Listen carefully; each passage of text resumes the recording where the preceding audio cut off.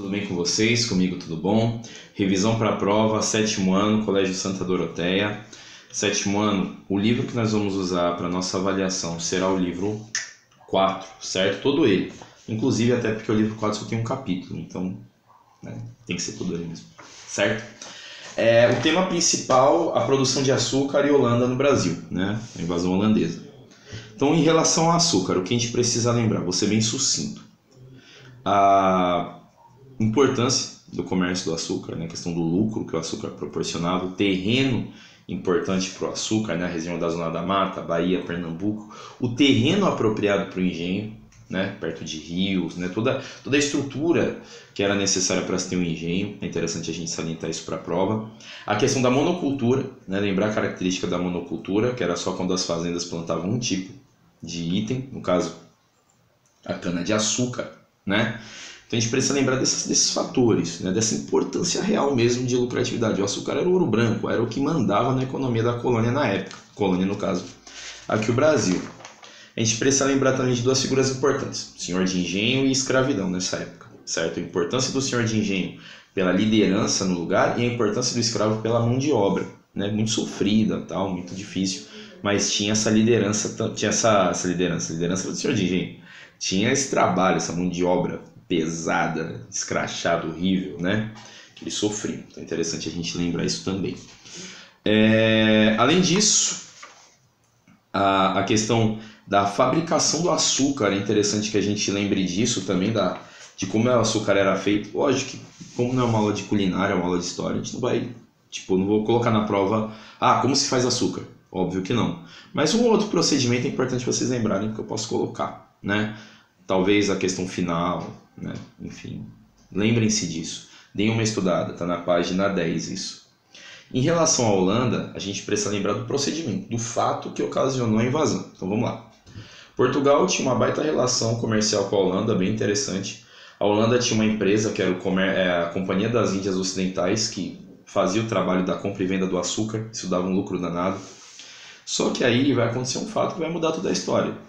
O rei de Portugal morre, o rei da Espanha assume o trono de Portugal, formando assim a chamada União Ibérica.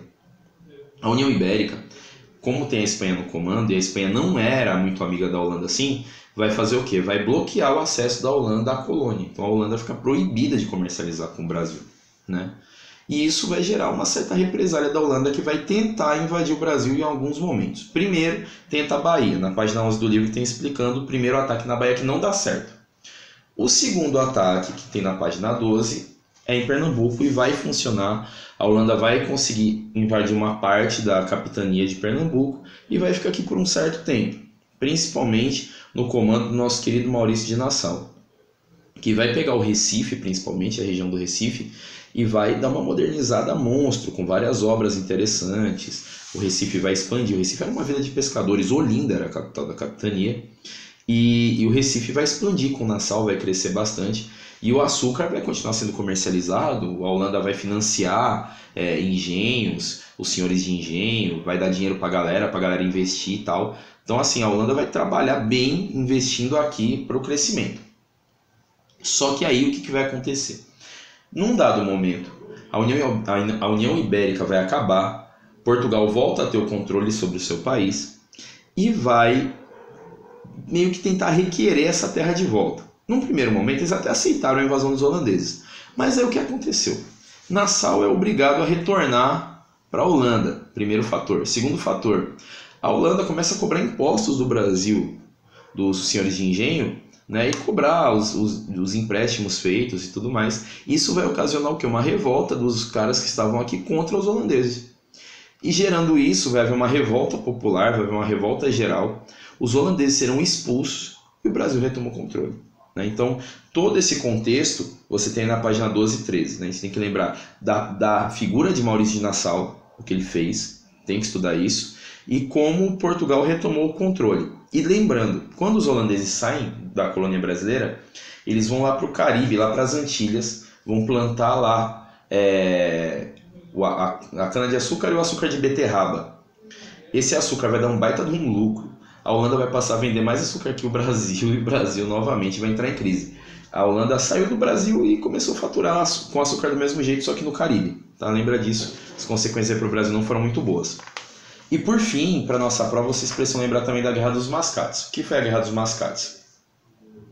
Com a saída dos holandeses, houve uma discrepância de informações, né? Recife era uma cidade rica, que o Maurício de Nassau deu uma ajeitada, mas não tinha força política. E Olinda era uma cidade não tão rica, mas era a capital política da capitania. Então havia essa discordância entre essas cidades.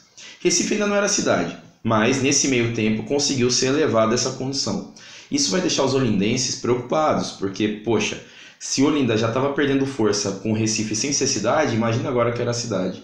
Então Olinda vai entrar em represália contra os recifenses e vai ocorrer uma guerra. Nessa batalha, os recifenses vão medir força com os olindenses para ver quem é a cidade mais forte, quem é a melhor cidade, né? A cidade que vai ter o destaque.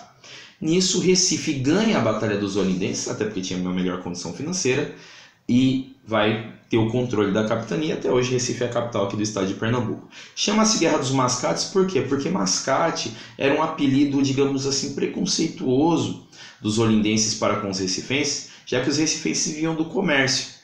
E os comerciantes recifenses eram chamados de mascates só para receber essa provocação dos olindenses. E por isso o nome da guerra ficou Guerra dos Mascates, certo? Então aqui a gente fecha o capítulo 1, conteúdo da prova. Estudem bastante e boa prova para vocês. Beijo grande.